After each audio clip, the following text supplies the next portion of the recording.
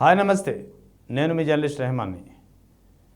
2029 ఎన్నికలకు సంబంధించి ముఖ్యంగా ఉమ్మడి తూర్పుగోదావరి జిల్లాలో, అంతకంటే ఎక్కువగా చెప్పాలంటే కాకినాడ జిల్లాలో కొన్ని కీలకమైనటువంటి పరిణామాలు చోటు చేసుకుని ఉన్నాయంటే ఖచ్చితంగా అలాంటి పరిస్థితి కనిపిస్తుంది. ప్రస్తుతం అయితే కాకినాడ జిల్లాలో ఉన్నటువంటి 7 అసెంబ్లీ నియోజకవర్గాలని ఇటు తెలుగుదేశం అటు జనసేన సంయుక్తంగా చేజెక్కించుకున్నటువంటి పరిస్థితి. వైఎస్ఆర్ కాంగ్రెస్ పార్టీ ఒక్క సీటు కూడా గెలవలేదు. కానీ 2029 ఎన్నికల నాటికి పరిస్థితి పూర్తిగా మారిపోనుంది. ముఖ్యంగా తెలుగుదేశం పార్టీలో ఉన్నటువంటి అసంతృప్తులు వైఎస్ఆర్ కాంగ్రెస్ పార్టీ వైపు చూస్తున్నారా? ఇదే ప్రశ్న ఇప్పుడు వినిపిస్తోంది. దీనికి సంబంధించి చాలా పరిణామాలు, నాటకీయ పరిణామాలు కనిపిస్తున్నాయి. ముఖ్యంగా 26 నెలల కూటమి ప్రభుత్వంపై ఉన్నటువంటి అసంతృప్తి, ప్రజల్లో ఉన్నటువంటి అసంతృప్తి కావచ్చు, వ్యతిరేకత కావచ్చు, ఇదంతా ఒక కారణమైతే తమకు పెద్దగా ప్రాధాన్యత లభించలేదు. కాబట్టి ఈసారి ఎన్నికల్లో ఖచ్చితంగా పార్టీ మారాలి, పార్టీ మారి తమ పొలిటికల్ కెరీర్ను మలుచుకోవాలని చూసే నాయకులు చాలామంది ఉన్నారు.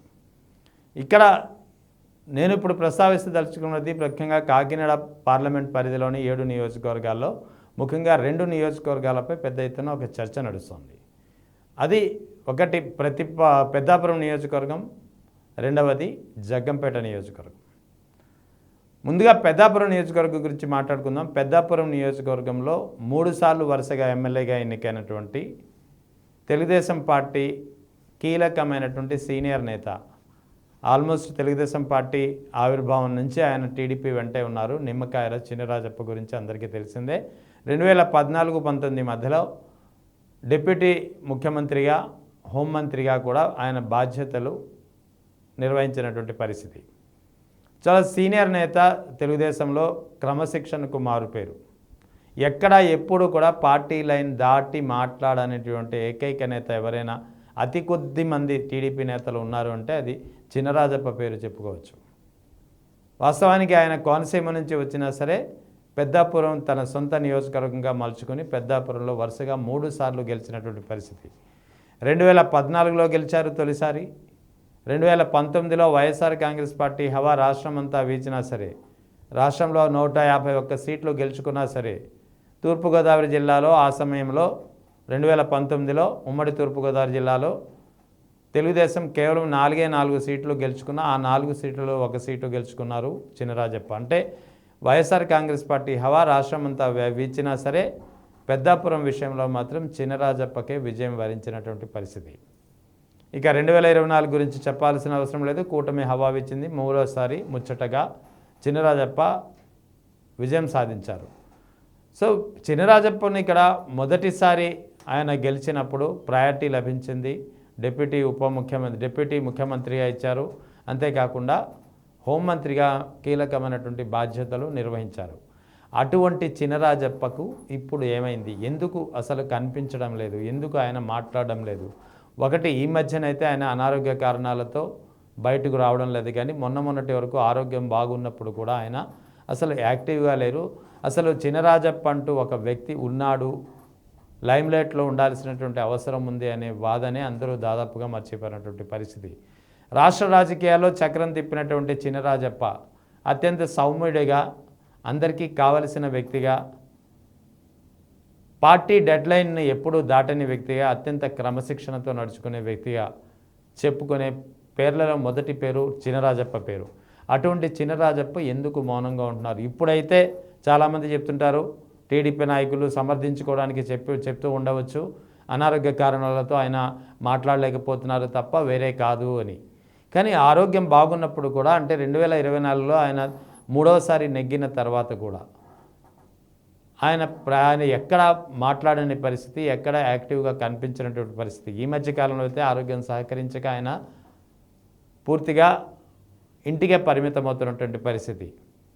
పోనీ అలాగని అతని కుమారుడిని రాజకీయాల్లో తీసుకొచ్చి తాను విశ్రాంతి తీసుకొని కుమారుడి రాజకీయ భవిష్యత్తు కోసం పోరాడుతున్నారా అంటే ఆ పరిస్థితి లేదు. కుమారుడు కూడా పెద్ద యాక్టివ్గా లేనటువంటి పరిస్థితి. సో ఓవరాల్గా నిమ్మకాయల చినరాజప్ప రాజకీయాలకు పూర్తిగా దూరం కానున్నారా, లేక టీడీపీ పట్ల అసంతృప్తిగా ఉన్నారా? ఎందుకంటే 2014లో మొదటిసారి గెలిచినప్పుడే ఆయనకి హోంమంత్రి శాఖ ఇచ్చారు. అందులో కాపు సామాజిక వర్గం నుంచి ఉన్నటువంటి నేత, పెద్దాపురం నియోజకవర్గంలో కాపు సామాజిక వర్గం ఓట్లు కూడా గణనీయంగా ఉన్నటువంటి పరిస్థితి. అటువంటి నియోజకవర్గంలో అటువంటి సామాజిక వర్గం నుంచి అంత క్రమశిక్షణ కలిగిన నేతగా ఉన్నటువంటి చినరాజప్పకు ఎట్టి పరిస్థితుల్లోనూ 2024 ఎన్నికల్లో మంత్రి పదవి లభిస్తుంది అనే అందరూ ఆశించారు. ఎందుకంటే 2014-19 మధ్యలో హోంమంత్రిగా ఉన్నప్పుడు ఎక్కడ చిన్న ఆరోపణ కూడా పెద్ద ఎత్తున ఏ ఆరోపణలు కూడా లేకుండా సమర్థవంతంగా తన శాఖను నిర్వహించినటువంటి పరిస్థితి ఉంది చినరాజప్పకు. అటువంటి చినరాజప్పకు 2024లో ఖచ్చితంగా మూడోసారి ఎమ్మెల్యే అయ్యారు కాబట్టి ఖచ్చితంగా అందులో కాపు సామాజిక వర్గ అండ కూడా ఉంది కాబట్టి, కాపు సామాజిక వర్గ నేత కాబట్టి, క్రమశిక్షణ కలిగిన నేత, అంతకంటూ మించి ఎక్కడ ఎప్పుడు పార్టీ లైన్ దాటని వ్యక్తి. అటువంటి వ్యక్తి ఖచ్చితంగా 2024లో కూటమి ప్రభుత్వం 124 సీట్లతో అధికారంలోకి వచ్చినప్పుడు చినరాజప్పకు పెద్ద ఎత్తున ప్రయారిటీ ఉంటుంది, మంత్రివర్గంలో తీసుకుంటారని అందరూ భావించారు. ఆయన ఎలాగూ భావించారు, ఆయన తరపునటువంటి అనుచరులు కూడా పెద్ద ఎత్తున అదే ఆశించినటువంటి పరిస్థితి. కానీ చినరాజప్పకు ఆ విషయంలో పూర్తిగా భంగపాటు ఎదురైంది, పూర్తిగా ఎదురుదెబ్బ తగిలింది, షాక్ తగిలిందని చెప్పాలి. సో పోనీ మంత్రివర్గంలో తీసుకోలేదు సరికదా, పాలిట్ బ్యూరోలో తీసుకున్నారా అంటే అది లేదు. ఎక్కడ ఎటువంటి ప్రయారిటీ లేదు. ఇతర పదవుల్లో కూడా ఆయన్ని తీసుకున్నటువంటి పరిస్థితి. పోనీ ఆయన కుమారుడి రాజకీయ భవిష్యత్తు కోసం టీడీపీ ఏదైనా చేసిందంటే అది లేదు. సో ఓవరాల్గా టీడీపీలో జరుగుతున్నటువంటి పరిణామాలు, ముఖ్యంగా నారా లోకేష్ నాయకత్వంలో టీడీపీ కొత్తగా జరుగుతున్నటువంటి పరిణామాల నేపథ్యంలో చినరాజప్ప వంటి సీనియర్ నాయకులకు ప్రాధాన్యత తగ్గిపోతుంది. చినరాజప్ప వంటి నాయకుల్లో ఒక అసంతృప్తి పెరుగుతోంది. పైకైతే టీడీపీ నాయకులు కానీ, ఆయనకు సంబంధించినటువంటి వర్గీయులు కానీ, లేకపోతే లోకల్ మీడియా కానీ అనారోగ్యంతో చినరాజప్ప సైలెంట్గా ఉన్నారని చెబుతున్నారు. కానీ అనారోగ్యం అన్నది ప్రధాన కారణం కానే కాదు. ఒకవేళ చినరాజప్ప అనారోగ్యమే ప్రధాన కారణమే ఉంటే ఆయన కుమారుడు యాక్టివ్గా ఉండాల్సింది. కానీ ఆయన కుమారుడు కూడా యాక్టివ్గా లేడు. అటు చినరాజప్ప అయితే పూర్తిగా మౌనంగా ఉన్నారు. ఆరోగ్యంగా ఉన్నప్పుడు కూడా, అంటే 2024లో ఆయన మూడోసారి ఎమ్మెల్యేగా గెలిచిన తర్వాత కూడా ఆయన ఎక్కడా యాక్టివ్గా లేని పరిస్థితి. సో ఒక విధమైనటువంటి అసంతృప్తి పెద్ద ఎత్తున కనిపిస్తోంది. టీడీపీలో దక్కాల్సినటువంటి ప్రాధాన్యత దగ్గడం లేదు. ముఖ్యంగా సీనియర్ నేతలకు, టీడీపీలో ఉండేటువంటి సీనియర్ నేతలకు ప్రయారిటీ తగ్గిపోతుందని వాదన క్రమంగా బలపడుతోంది. సో ఈ నేపథ్యంలో చినరాజప్ప 2029 ఎన్నికల నాటికి ఒకవేళ ఆయన ఆరోగ్యం సహకరిస్తే ఆయన నేరుగా, లేకపోతే ఆయన కుమారుడు నేరుగా వైఎస్ఆర్ కాంగ్రెస్ పార్టీలోకి చేరతారా అనే వాదన ఇప్పుడు వినిపిస్తోంది. ఇక రెండవది జగ్గంపేట. ఉమ్మడి తూర్పుగోదావరి జిల్లాలో కీలకమైనది. కాకినాడ నియోజకవర్గ పార్లమెంట్ పరిధిలో అత్యంత కీలకమైనటువంటి నియోజకవర్గం జగ్గంపేట. ఇది కూడా కాపు సామాజిక వర్గం గణనీయంగా ఉన్నటువంటి నియోజకవర్గం. వాస్తవానికి కాకినాడ పార్లమెంట్ పరిధిలోని అన్ని నియోజకవర్గాలు, ఒక కాకినాడ సిటీ తప్ప మిగిలిన అన్ని నియోజకవర్గాలు కాపు సామాజిక వర్గం డామినేట్ అయి ఉన్నవే. తుని నుంచి మొదలుకొని ప్రతిపాడు నుంచి కాకినాడ రూరల్, పెద్దాపురం అన్ని నియోజకవర్గాల్లో కూడా కాపు సామాజిక వర్గం ఓట్లు గణనీయంగా ఉన్నాయి. నేతలు కూడా కాపు సామాజిక వర్గం నుంచే ఎక్కువగా ఇక్కడ ఎలక్ట్ అయినటువంటి పరిస్థితి, ఒక కాకినాడ సిటీ తప్ప. కాకినాడ రూరల్ తీసుకున్నా, తుని తీసుకున్నా, ప్రతిపాడు తీసుకున్నా, జగ్గంపేట తీసుకున్నా, పెద్దాపురం తీసుకున్నా, పిఠాపురం తీసుకున్నా, అన్ని నియోజకవర్గాలను కాపు సామాజిక వర్గం నుంచే నేతలు ఉన్నారు. ఓటర్లు కూడా కాపు సామాజిక వర్గం ఓటర్లే ప్రభావితం చేసేది. సో అటువంటి నియోజకవర్గాల్లో జగ్గంపేట అనగానే గుర్తొచ్చే పేరు జ్యోతుల నెహ్రూ వరుసగా ఇప్పటి వరకు 4 సార్లు ఎమ్మెల్యేగా ఎన్నికయ్యారు జగ్గంపేట నుంచి. మొట్టమొదటిసారిగా 1994లో జగ్గంపేట నుంచి తెలుగుదేశం పార్టీ తరఫున పోటీ చేసి గెలిచారు. ఆ తర్వాత 1999లో రెండోసారి గెలిచారు. 2014 ఎన్నికలకు ముందు వైఎస్ఆర్ కాంగ్రెస్ పార్టీ తీర్థం పుచ్చుకొని వరుసగా మూడోసారి జగ్గంపేట నుంచి ఎమ్మెల్యేగా నెగ్గినటువంటి ఘనత జ్యోతుల నెహ్రూది. 2019 ఎన్నికలకు ముందు ఆయన తిరిగి తెలుగుదేశం పార్టీలో చేరిపోయారు, వైఎస్ఆర్ కాంగ్రెస్ పార్టీని వీడి. సో ఆ టైంలో 2019లో తిరిగి తెలుగుదేశం పార్టీ తరపు నుంచి పోటీ చేసి తొలిసారిగా, అంటే 4వసారి పోటీ చేసినప్పుడు తొలిసారిగా ఆయన ఓటమి పాలైనటువంటి పరిస్థితి. ఇక 2024లో తిరిగి మళ్ళీ పోటీ చేశారు, వరుసగా 4వసారి ఎమ్మెల్యేగా గెలిచారు. 2019లో కూడా గెలిచి ఉంటే 5 సార్లు ఎమ్మెల్యేగా ఎన్నికైనటువంటి ఘనత దక్కించుకుని ఉండేవారు. సో అంటే ఇక్కడ తెలుగుదేశం పార్టీలో చాలా సీనియర్ నేత, తెలుగుదేశం పార్టీలో అంత సీనియర్ నేత అయి ఉండి వాస్తవానికి 4 సార్లు ఎమ్మెల్యేగా ఎన్నికైనా సరే మంత్రి పదవి నోచుకొని సీనియర్ నేత ఎవరైనా తెలుగుదేశం పార్టీలో ఉన్నారా అంటే అది ఖచ్చితంగా ముందు వరుసలో చెప్పుకోవాల్సినటువంటి పేరు జ్యోతుల నెహ్రూ. జ్యోతుల నెహ్రూను ఖచ్చితంగా 2024లో మంత్రి పదవి వస్తుందని ఆశించారు. వాస్తవానికి 1994లో ఆయన మొదటిసారి గెలిచాక 1999లో రెండవసారి గెలిచినప్పుడే మంత్రి పదవి వస్తుందనుకున్నారు. కానీ ఆయనకు తెలుగుదేశం పార్టీలో ప్రధాన ప్రత్యర్థిగా ఉన్నటువంటి అప్పటి సీనియర్ నేత, అప్పటి టీడీపీలో చక్రం తిప్పినటువంటి నేత, స్పీకర్గా వ్యవహరించినటువంటి యనమల రామకృష్ణుడు నుంచి ఉన్నటువంటి అడ్డంకి కారణంగా ఆయన ఈ విషయాన్ని జ్యోతుల నెహ్రూనే స్వయంగా చాలాసార్లు చెప్పుకున్నారు. కేవలం యనమల రామకృష్ణుడు వల్లనే తనకు మంత్రి పదవి దక్కలేదు అని.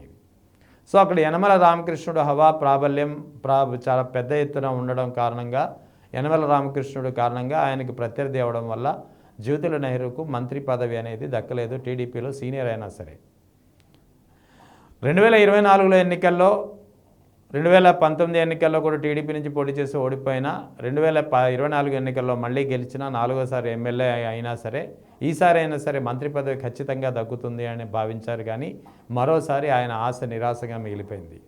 సో ఓవరాల్గా తెలుగుదేశం పార్టీలో అత్యంత సీనియర్ అయి ఉండి మంత్రి పదవి నోచుకొని ఏకైక నేత ఎవరైనా ఉన్నారు అంటే జ్యోతుల నెహ్రూ పేరు చెప్పవచ్చు. ఈ మధ్యకాలంలో ఆయన అప్పుడప్పుడు అసంతృప్తిగా వ్యాఖ్యలు చేస్తున్నటువంటి పరిస్థితి టీడీపీకి సంబంధించినటువంటి పరిణామాల్లో వివిధ ఇంటర్వ్యూల్లో చూసినప్పుడు ఆయనలో అసంతృప్తి ఏ స్థాయిలో ఉందో చాలా చక్కగా అర్థమవుతుంది. అదే సమయంలో మంత్రి పదవి రాలేదనే అసంతృప్తి పెద్ద ఎత్తున ఉంది. ఎందుకంటే 2029 ఎన్నికల నాటికి ఆయన యాక్టివ్గా ఉంటారా, లేదా కుమారుడు నవీన్ను రాజకీయాల్లోకి పూర్తిగా ఎమ్మెల్యేగా బరిలోకి తీసుకొస్తారా? ఇప్పటికే ఆయన యాక్టివ్గా ఉన్నారు. జిల్లా పరిషత్ చైర్మన్ కూడా వ్యవహరించినటువంటి పరిస్థితి జ్యోతుల నవీన్. సో అటువంటి జ్యోతుల నవీన్ కుమారుడిని రాజకీయ అరంగేటంతో ఎమ్మెల్యేగా పోటీ చేస్తారా? మరి అటువంటిప్పుడు జ్యోతుల నెహ్రూ చిరకాల కోరిక అయినటువంటి మంత్రి పదవి అనేది ఆయనకు నెరవేరకుండానే పోతుందా? ఈ అంశమే పెద్ద ఎత్తున చర్చకు దారితీస్తుంది. జ్యోతుల నెహ్రూ జగ్గంపేట నియోజకవర్గంలో చాలా పట్టున్న నేత అనడంలో ఎలాంటి సందేహం లేదు. జ్యోతుల నెహ్రూకు ఇప్పటికీ కార్యకర్తల్లో కానీ జ్యోతుల నెహ్రూ అంటే ఆయన వెంట నడిచే కార్యకర్తలు పెద్ద ఎత్తున ఉన్నారు. అటు ఆయన వెంట నడిచే ఓటర్లు కూడా పెద్ద ఎత్తున ఉన్నారు. నియోజకవర్గ కార్యక్రమాల్లో ప్రతి కార్యక్రమంలో పాల్గొంటూ తండ్రి కొడుకులు చాలా యాక్టివ్గా ఉండడం అనేది అందరికీ తెలిసినటువంటి విషయమే. సో జగ్గంపేటలో ఇప్పటికీ పట్టున్నటువంటి నేత జ్యోతుల నెహ్రూ. అలాంటి నేత 2014 ఎన్నికలకు ముందు వైఎస్ఆర్ కాంగ్రెస్ పార్టీ తీర్థం పుచ్చుకుని నెగ్గారు. పార్టీ మారినా సరే అదే సమయంలో 2014 నుంచి 19 వరకు చాలా యాక్టివ్గా ఉన్నా ఆ తర్వాత జరిగినటువంటి పరిణామాల్లో 2019కి ముందు టీడీపీ తీర్థం పుచ్చుకున్నటువంటి పరిస్థితి. సో ఓవరాల్గా టీడీపీ నుంచి వచ్చారు, మళ్ళీ తిరిగి టీడీపీ గూటికి చేరారు. మధ్యలో 2014 ఎన్నికల్లో మాత్రం వైఎస్ఆర్ కాంగ్రెస్ పార్టీ నుంచి పోటీ చేసి గెలిచారు. వైఎస్ జగన్ హయాంలో కూడా ఆయనకు అత్యంత ప్రాధాన్యత లభించినటువంటి పరిస్థితి. సో ఇప్పుడు టీడీపీలో ఇక్కడ ఆయనకి పెద్ద ఎత్తున ప్రాధాన్యత లభించడంలో కేవలం టీటీడీ మెంబర్గా మాత్రం ఆయనకి ఇచ్చి సరిపెట్టినటువంటి పరిస్థితి.